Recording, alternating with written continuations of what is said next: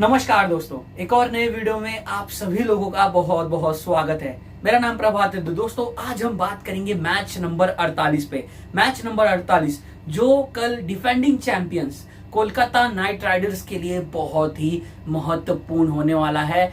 Match number 48 कल खेला जाएगा दिल्ली में, अरुण जेटली स्टेडियम में कल यह मुकाबला होगा।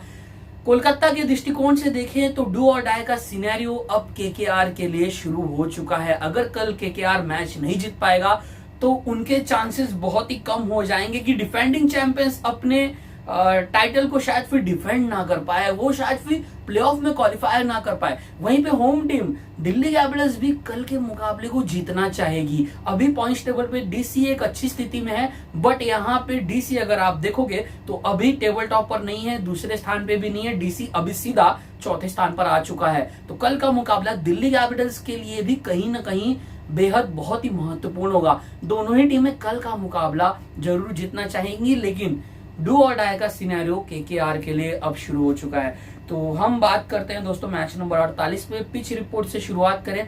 कल ही एक मैच हुआ था संडे को, जहां पे आरसीबी ने दिल्ली को हराया। बढ़िया चेस किया विराट ने, कृणाल ने बढ़िया तरीके से उनका साथ निभाया। मैन ऑफ द मैच बने कृणाल पांड्या, आउटस्टैंडिंग नॉक उन्होंने खेली। तो कल आरसीबी जीत गया। और पिच की अगर बात करें तो देखिए यहाँ पे ना दो टॉप क्वालिटी स्पिनिंग टीम का आमने सामना होगा।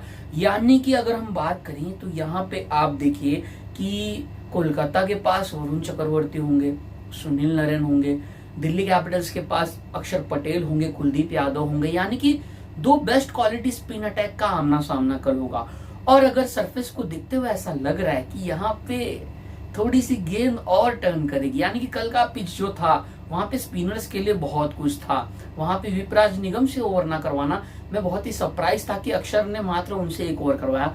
अगर दिख रहा है कि स्पिनर्स को इस सरफेस पे हेल्प मिल रही है तो आपको दिख सकता है मे बी मोइन अली कल का मुकाबला खेल जाए। यानी कि मोइन अली, वरुण चक्रवर्ती और सुनील नारायण 12 ओवर, स्पिन के सामने भी 12 ओवर का विकल्प होगा। विपराज निगम भी अपना कंप्लीट स्पेल कर सकते हैं, पूरा कर सकते हैं। उनके होने से भी दिल्ली कैपिटल्स के पास भी एक 12 ओवर का स्पिन का ऑप्शन होगा। तो लेकिन आप ये समझ के चल सकते हो कि टॉस बहुत ही अपना एक क्रूशियल रोल अदा करने वाला है। अगर ड्यू आती है, जैसे कि पिछले मुकाबले में ड्यू था, अगर ड्यू फैक्टर फिर से हमें दिखेगा तो टॉस बहुत ही एक अहम रोल अदा करेगा। जो भी टीम टॉस जीतेगी आई थिंक वो बॉलिंग करना पसंद करेगी। एवरेज स्कोर यहाँ पे फर्स्ट इनिंग में बनता है दोस्तों, अच्छा स्कोर बन सकता है। 200 रन तो बनना ही चाहिए। ऐसी सरफेस है जहां पे बल्लेबाजी के लिए परिस्थिति अच्छी होती है, बट अगर थोड़ी सी स्लोइश पिच हो, अगर वहां पे वैसी पिच मिले तो फिर आपको हाई स्कोरिंग मैच ना देखने के बजाय आपको एक अच्छा 160-170 वाला गेम देखने को मिल सकता है। वहां पे शायद फिर थोड़ा सा कांटेदार बराबरी का मुकाबला हो जाए, क्योंकि दोनों ही टीमों के पास अच्छे गेंदबाज हैं। अब आते हैं अगले पॉइंट पे, पॉइंट्स टेबल पे बात आते हैं, अंक तालिका पे ध्यान देते हैं। जो मैंने कहा दोस्तों कि दिल्ली कैपिटल्स अभी 12 अंकों के साथ चौथे स्थान पर है, लेकिन अब यहां से डीसी को अपने आने वाले 5 मुकाबलों में से मात्र 2 गेम जीतने हैं, मात्र 2 गेम्स, और दिल्ली हो जाएगा क्वालिफाई। 16 अंकों के साथ देख के लग रहा है कि जिसके 16 अंक हो जाएंगे वह प्लेऑफ में क्वालिफाई कर सकता है अच्छे नेट रन रेट होने के साथ। लेकिन डीसी क्या चाहेगा, यहाँ से डीसी की मंशा क्या होगी, कम से कम 5 मैचेस जो बचे हैं अभी भी, यहाँ पे 2-3 गेम्स तो जीता जाए। यानी कि 3 से ज्यादा अगर जीत लेते हैं तो 18 अंक के पार पहुंच जाएंगे। उससे क्या होगा कि टॉप 2 में डीसी जा सकता है, तो वो एक अच्छा ऑप्शन होगा, क्वालिफायर 1 खेलने को मिलेगा। लेकिन डीसी कल के मुकाबले को जरूर जीतना चाहेगा। अगर हम केकेआर की बात करें तो अभी उनके 7 अंक हैं, क्योंकि पिछला मुकाबला कोलकाता का जो मैच अपने घर पे हुआ था और पंजाब किंग्स के सामने, वो मैच बारिश की वजह से रद्द हो गया, जिसकी वजह से दोनों ही टीमों को पॉइंट्स शेयर करना पड़ा। तो केकेआर के भी 7 अंक हैं, लेकिन अगर केकेआर अपने आने वाले 5 के 5 गेम्स जीतता है तो उनके 17 अंक हो सकते हैं। दैट मीन्स कि कोलकाता 16 अंक के पार 17 अंकों के साथ पहुंच के क्वालिफाई कर सकता है। कल की मैच में, अगर कल के मुकाबले में कोलकाता को हार का सामना करना पड़ सकता है, तब मामला आ जाएगा नेट रन रेट पे। फिर आने वाले 4 गेम्स अगर कोलकाता जीतेगा भी तो भी उसके 15 अंक ही होंगे। इसीलिए कल का मुकाबला केकेआर के लिए बहुत ही महत्वपूर्ण होने वाला है। अब आते हैं दोस्तों यहाँ पे चेंजेस पे, बदलाव। क्या दोनों ही टीम के प्लेइंग 11 में कोई चेंजेस हमें देखने को मिल सकते हैं? अगर हम देखें तो दिल्ली कैपिटल्स सोच सकती है टी नटराजन के बारे में। ऑक्शन में करीबन 10 करोड़ 75 लाख के करीब खरीदा था। अभी तक डीसी ने उनको एक भी गेम नहीं दिया है। सोच सकती है दिल्ली कैपिटल्स की क्या मोहित शर्मा की जगह पे उनको खिलाएं, या फिर खिलाएं मुकेश कुमार की जगह पे, एक भारतीय पेसर की जगह पे टी नटराजन आ सकते हैं। मोहित ने अपना काम बढ़िया तरीके से बखूबी निभाया है। एलएसजी के सामने 4 विकेटें झटकी थी। पिछला मुकाबला उनका अच्छा नहीं घटा था, जहां पे मैं थोड़ा सरप्राइज था कि उनसे ओवर क्यों करवाया अक्षर ने। सोच सकते हैं मोहित की जगह पे भी तो एक चेंज हो सकता है। कोलकाता की ओर से अगर हम देखें कोई बदलाव, आई थिंक मुझे नहीं लगता कोई चेंजेस होना चाहिए। जो मैंने शुरू पे पिच रिपोर्ट पे बात की, अगर उसको दिखते हुए देख के कि सरफेस में है स्पिन के लिए बहुत कुछ, देख के लग रहा है थोड़ी सी स्लोइश पिच है, गेंद थोड़ी रुक रही है, टर्न होगी, थोड़ा सा बाउंस मिलेगा, तो सोच सकती है यहाँ पे केकेआर की टीम की क्यों ना मोइन अली को भी खिलाया जाए। वो भी एक अच्छा ऑप्शन क्रिएट करेंगे जब वो 4 ओवर का स्पेल अपना डालेंगे, तो ये हो सकता है। अदरवाइज कोलकाता भी अपने सेम प्लेइंग 11 के साथ उतरेगी। भला क्यों चेंज करना दोस्तों, क्यों बदलाव करना? क्योंकि अभी आपने एक गेम साकरिया को दिया, चेतन साकरिया को, एक गेम आपने रोमन पावेल को दिया, बैटिंग आई नहीं, तो कॉम्बिनेशन से छेड़छाड़ नहीं करना चाहिए। उसी ट्रस्ट के साथ अगले मैच में उतरना चाहिए अगर मोइन अली की जगह ना बने तो।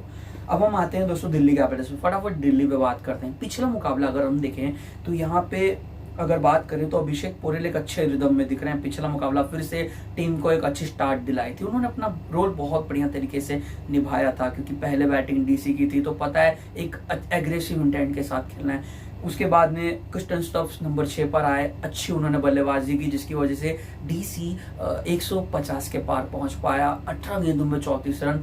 One of the best overseas player in IPL 2025, जो स्पिन को, पेस को बहुत अच्छे तरीके से खेल रहे हैं। इंडियन कंडीशन में उनको कोई डिफिकल्टी नहीं हो रही है। क्या डीसी उनको प्रमोट अप करने के बारे में सोच सकती है? मुझे नहीं लगता। ज्यादा से ज्यादा वो नंबर 5 पर आएंगे, उससे ऊपर स्टफ्स नहीं आ सकते हैं। अगले विपराज निगम, अच्छा काम उन्होंने किया, 6 गेंदों में 12 रन बनाया।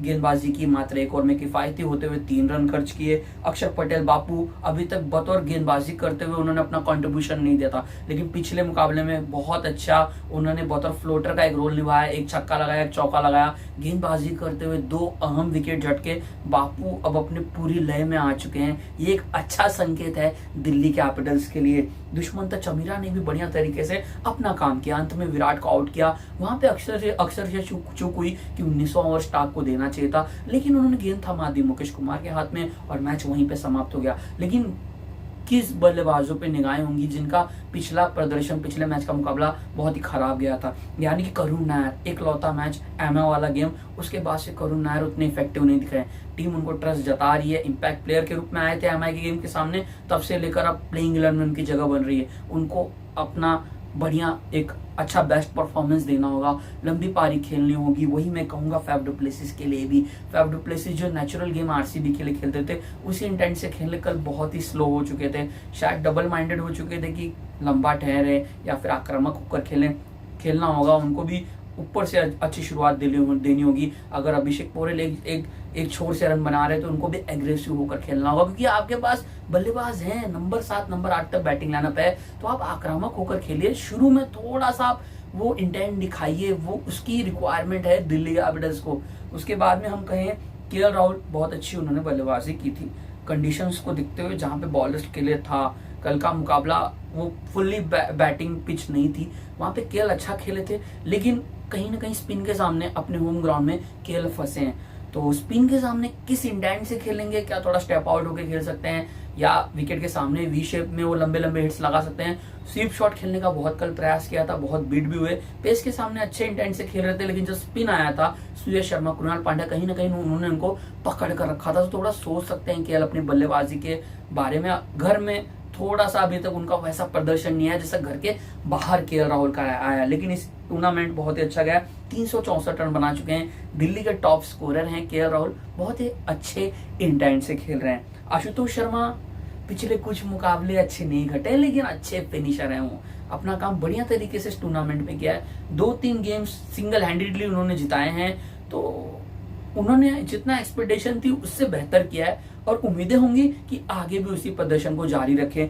फिर मुकेश कुमार बहुत ही महंगे साबित हुए थे, मिचेल स्टार्क भी महंगे साबित हुए थे। नई गेंद के साथ इनको विकेट झटकना होगा, थोड़ा सा कसी हुई गेंदबाजी करनी होगी। स्टार्क जो कि पुरानी गेंद के साथ वो मैच बहुत अच्छा घटा था जो हमने देखा था राजस्थान के सामने, लेकिन नई गेंद से मिचेल स्टार्क वो 5 विकेट याद आता है जब शुरुआत के गेम्स में हुए थे। आई थिंक SRH के सामने उन्होंने 5 लिया था, मुझे याद नहीं आ रहा किस टीम के सामने लिया था।